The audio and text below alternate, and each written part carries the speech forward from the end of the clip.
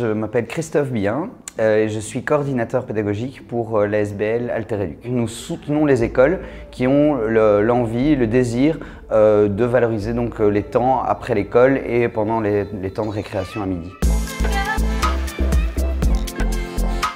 C'est un secteur qui demande de relever beaucoup de challenges parce que tant au niveau de la valorisation du métier et de la posture d'animateur, d'animatrice, que le secteur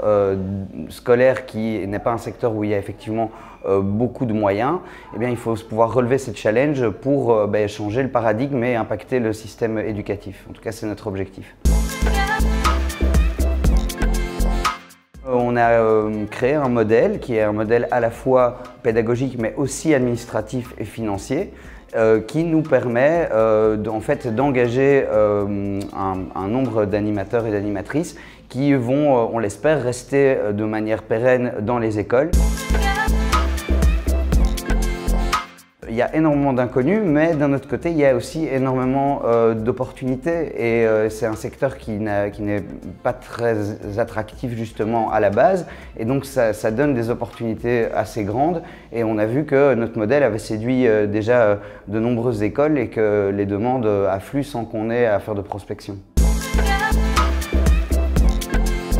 C'est en démarrant avec des contrats attractifs qu'on va pouvoir avoir des équipes stables et donc les enfants ont besoin de cette continuité et de cette stabilité pour pouvoir grandir avec les mêmes adultes plutôt que d'avoir un turnover dû au fait que les salaires ne sont pas attractifs et que les gens font ça par dépit. On a repensé aussi les horaires de manière à diminuer, limiter le nombre de coupés parce qu'en fait c'est quelque chose qui est très difficile dans ce métier, ce sont les horaires coupés, un peu comme dans l'Horeca. Donc là, par le biais de concertations, de réunions qui nous permettent de combler les après-midi.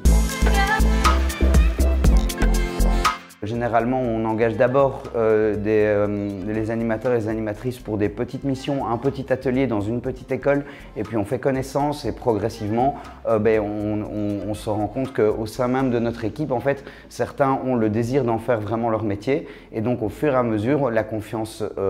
se construit, et puis au moment où on a des postes qui s'ouvrent, évidemment, on se tourne en priorité vers les animateurs et les animatrices avec lesquels on a déjà travaillé.